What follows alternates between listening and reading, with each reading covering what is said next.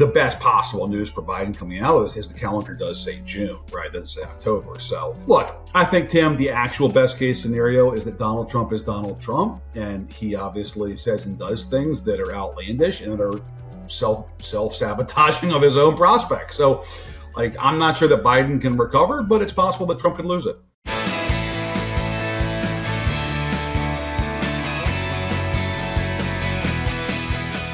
And we are back with my buddy, my fellow New Orleanian, my fellow New Orleans transplant, Jonathan Martin, politics bureau chief and senior political columnist at Politico, co-author of This Will Not Pass, ominous, Trump, Biden, and the Battle for America's Future.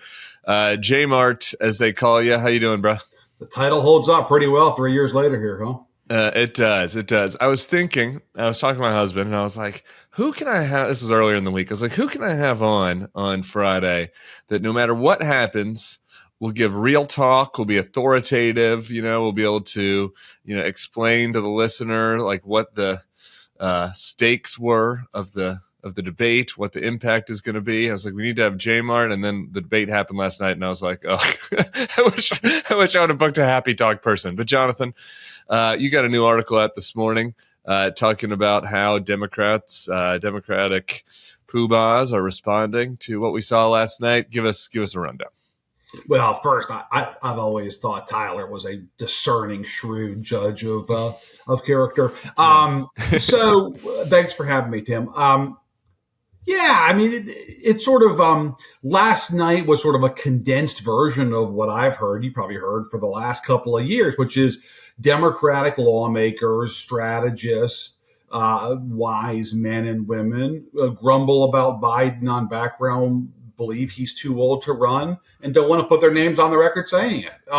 Now, the difference is the critical mass of it obviously is substantial. But look, the bottom line is, as long as the people who are saying that Biden should drop out are not with a first name of representative, senator, or governor, Biden ain't moving. All the pundits in the world who think Biden should do the right thing don't cut any ice. This has to be elected officials. Joe Biden cares about folks who have been on a ballot before. And if nobody's going to go public and say it, then they're going to nominate Biden again. So that's the question, Tim. Do Democrats really want Biden to consider dropping out of the race? And if they do, they'll step up and they'll say it on the record. Yeah, I thought that was a pretty dispiriting part of your piece about halfway through, about how, folks are still kind of saying the same thing on background and not wanting to speak out. I mean, I don't even need people to say Joe Biden should definitely step aside, but at least being honest about what we saw and talking about whether or not there could be some reflection, I think is important. And, we saw some of that. Claire McCaskill, who I was with last night, yes. Late night. Her first name is former. Yeah, former senator. Yeah, so it's got to be a sitting senator.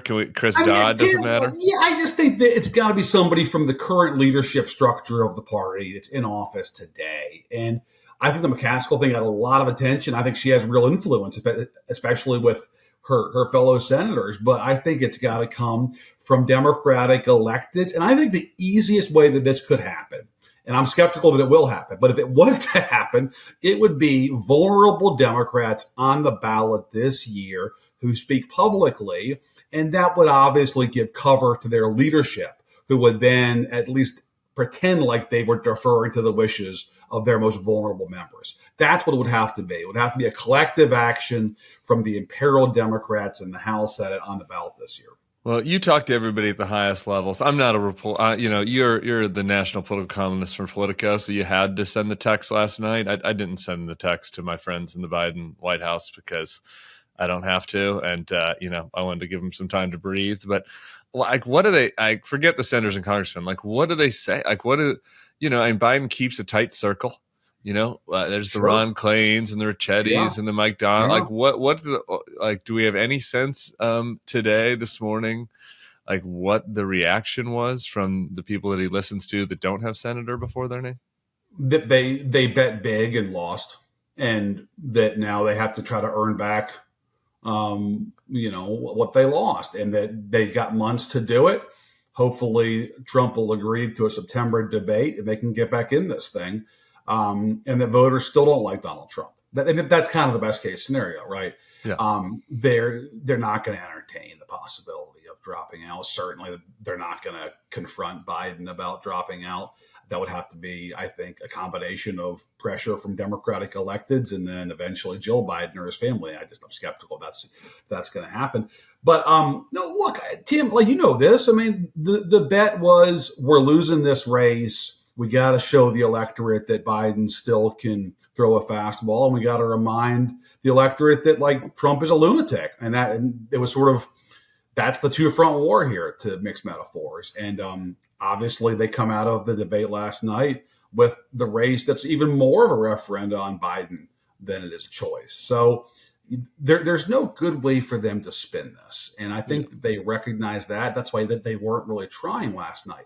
But Tim, if you're Donald Trump, you tell me, like, why would you do another debate? Yeah, I want to get to that next, but I want to just for the listeners, because I just wanted to drill down on this bet big and lost element, because I think this is important.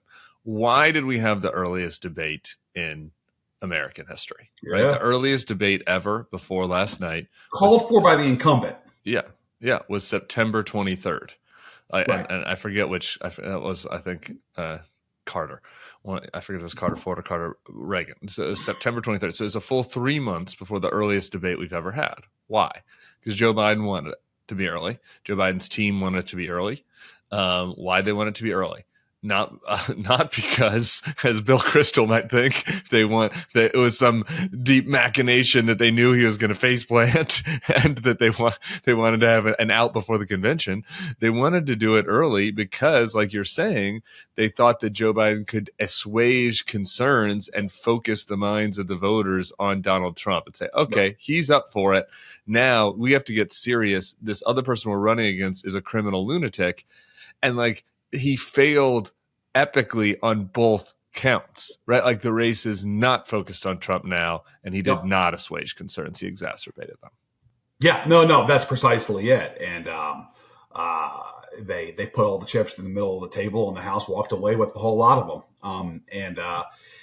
Look, but your point is right. I mean, the best possible news for Biden coming out of this is the calendar does say June, right? It doesn't say October. So they at least have a chance at recovery. And, you hear a lot of this, maybe the January 6th case can move ahead this fall. Maybe you can get a guilty verdict on Trump on that case before election. I think that's unlikely, but obviously that's also kind of a long shot hope. Look, I think, Tim, the actual best case scenario is that Donald Trump is Donald Trump, and he obviously says and does things that are outlandish and that are self-sabotaging of his own prospects. So, like, I'm not sure that Biden can recover, but it's possible that Trump could lose it. Yeah, right. So that's what you're hoping for right now, that Donald Trump self-implodes, which is possible. But for all of Donald Trump's personal flaws and weaknesses and failures and et cetera, what is he going to do the next 4 months that's worse than what he's done already? He's not a complete. He has some impulse control, as we saw last night. Like, he is not an idiot. And so to what you're alluding to earlier, why would he debate again? What is the thing that would turn it around? Who knows? Maybe Biden has a good convention and the polls stay close, and Trump does feel like he has to debate again because he won so easily the first time. He thinks it'll help him. If I'm squinting, like, that's the best case scenario, right? That, like, we're so polarized, the polls stay close. Trump feels like he does need to debate again. Yeah, that's the best case scenario, is that Trump impulsively says, I can wipe him out once more, give me another shot, and that he gives in against the judgment of his staff, and then, shows why the country turned him out 4 years ago. I just don't think that's very likely. And Tim, I think you make a central point here, which is the best thing Trump has going for him is that the country is desensitized to so much of his conduct, right? People know who Trump is. It's so priced in. And the hard truth for a lot of people to, grasp, Democrats and never Trumpers, is a lot of voters don't give a shit that he's a bad guy and says and does outrageous things, right? It's they just don't care that much. And that's the hard part to swallow, is this is more about the American voter than about Donald Trump. And that's why he's poised to win right now. Feeling overwhelmed by the state of politics? Finding it hard to get motivated? You might be suffering from electile dysfunction, but Pod Save America has got the cure. Talk to your doctor about tuning into Pod Save America every Tuesday, Wednesday now, and Friday for a real talk conversation about the latest, biggest election of our lives, and zero old guys yelling at you about the kids these days. Where else can you get that guarantee? Nowhere. Listen and subscribe to Pod Save America on your favorite podcast platform or watch on YouTube. Pod Save America is not approved by the FDA. I want to go back to something you talked about earlier about how you don't think that the inner sanctum of Biden's advisors are going to talk to him about this.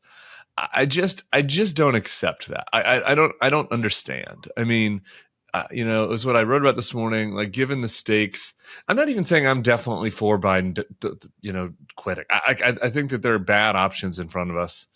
But like the idea that they wouldn't talk to him about it is crazy to me. This is the job of being a consultant. I mean, I understand that the intensity of the Klieg light here is a little higher than it was, but I had to sit in a room with Jeb Bush and a bunch of fucking family members of a former president, and with a bunch of family members saying, we can still do this, we can still come back. And I had to sit there as like a 32-year-old and say, I'm sorry, sir, I think I think it's over. Like, I think we need to talk about a concession speech. Like, I was no hero. I'm not looking for a medal. Like, that is your job. You don't think these people are going to do that?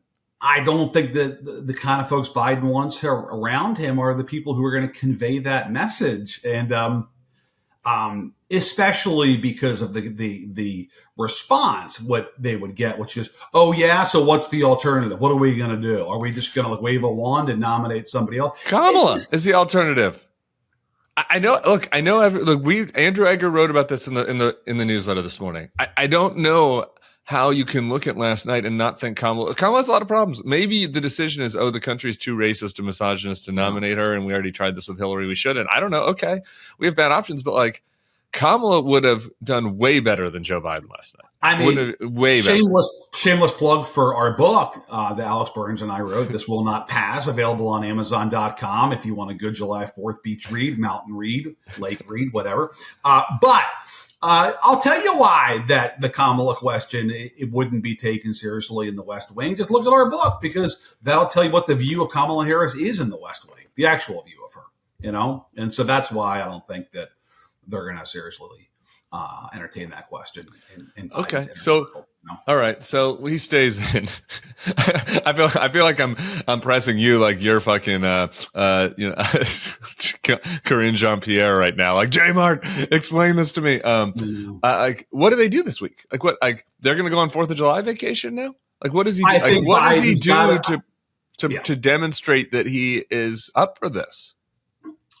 There's an old saying of hang a lantern on your problem in politics. Biden's got to have fun with it. Biden's got to try to diffuse it the best he can. It's like, look, it wasn't my best night. Poke fun at Trump and poke fun at himself, and then try to move on and say, I had one bad night. This guy gave us 4 awful years and will give us at least 4 more terrible years. I don't know if that's going to be enough, but that's obviously what he's going to have to do in the great pivot. But yeah, this is the other issue, Tim, is that he's not somebody who's 47 years old who can go out and campaign 16 hours a day. He's not going to spend like the next 3 days barnstorming the country, pushing back, right? So yeah, he's going to the Hamptons tomorrow, I understand, for a fundraiser. He's raising money. What do you think those old rich folks are going to be saying to him?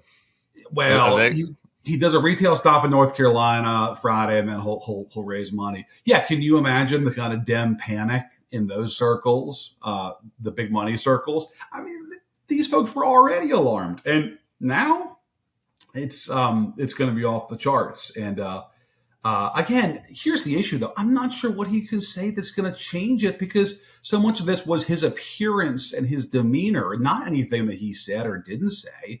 It's just the look from the moment he walks out onto that stage with that gait he has now to the side-by-side shot of him.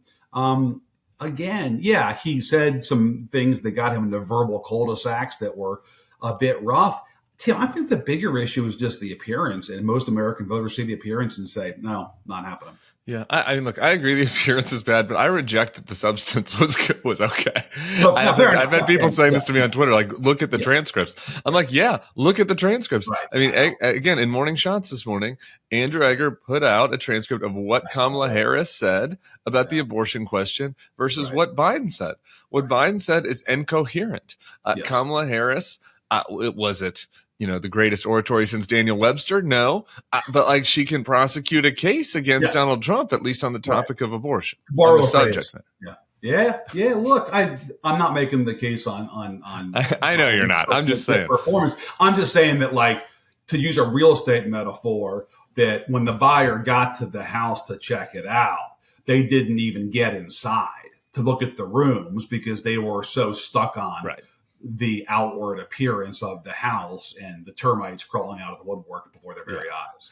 And that is true. And the TikTok videos are going to be just unimaginably horrible. I mean, I have texts from some mutual friends of ours who don't even like politics, don't watch politics, turned it on for 3 minutes. They're like, what is happening? What is happening? It was shocking. The visuals were shocking to people that are not paying attention. Yes. The people that are not listening to the Bulwark Podcast, who only get, this stuff, remediated through social media. It was shocking for some of those people.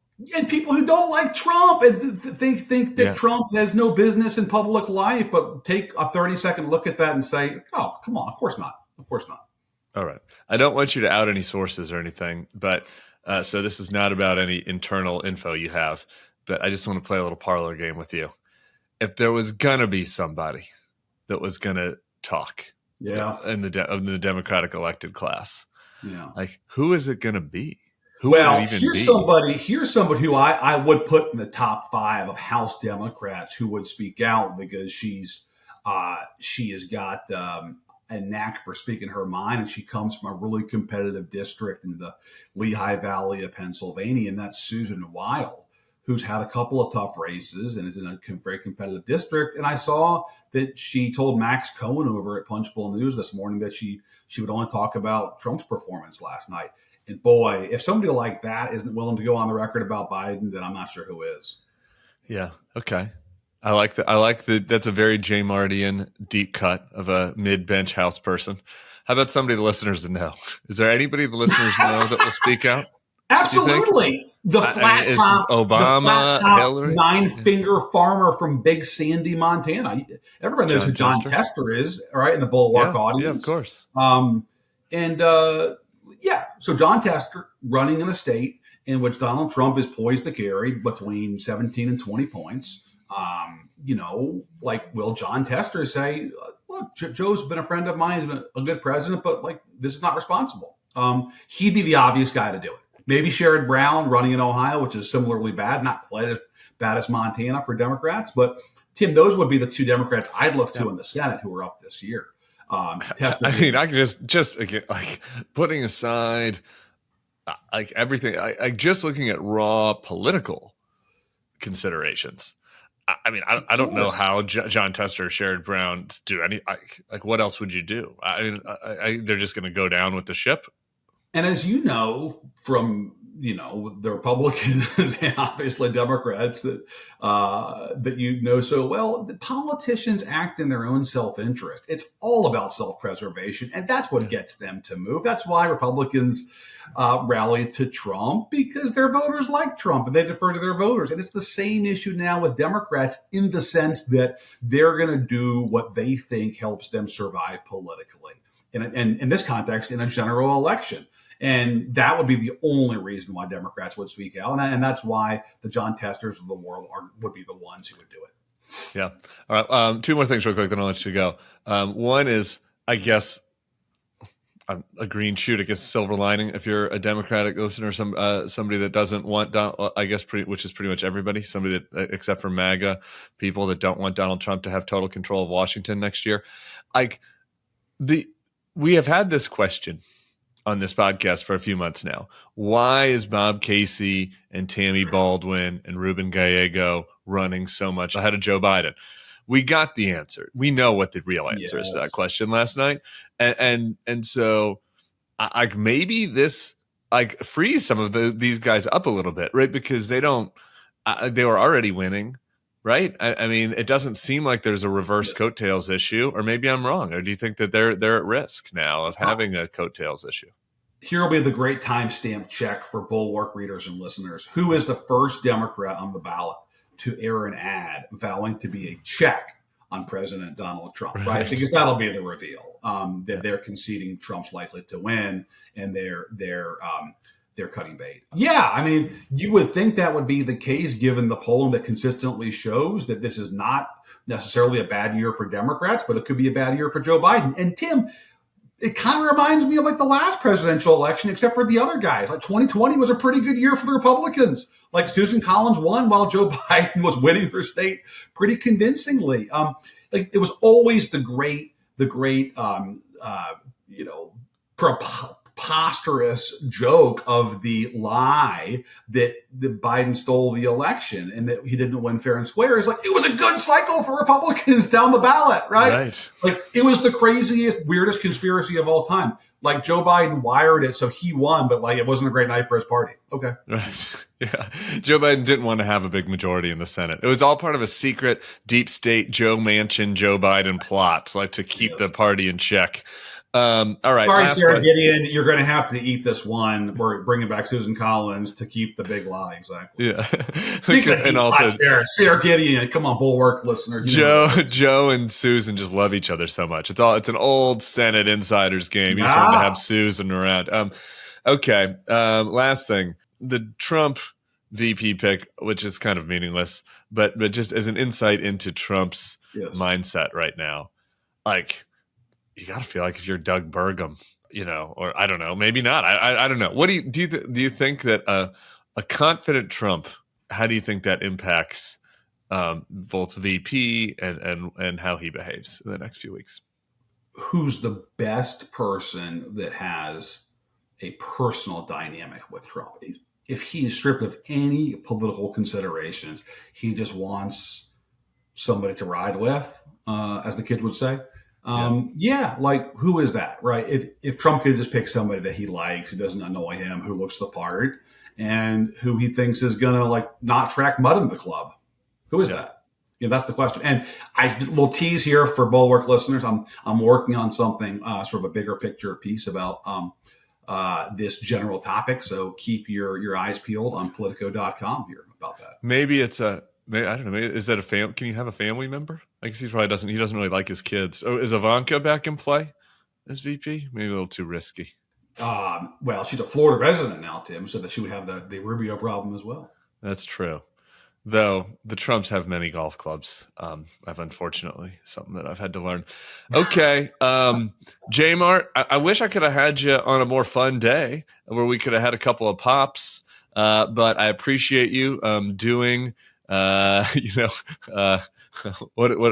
they call it? Doing when you have to do the bad war duty. Anyway, I appreciate getting some mud on your face today on the Bulwark Podcast, and I hope to see you in Louisiana soon. Happy to serve my country and stand in solidarity with my fellow 504 resident, and also happy to introduce Bulwark listeners to Susan Wild and the deep cut of the gentle lady from the Lehigh Valley. But thanks for having me, Tim. Go Tigers.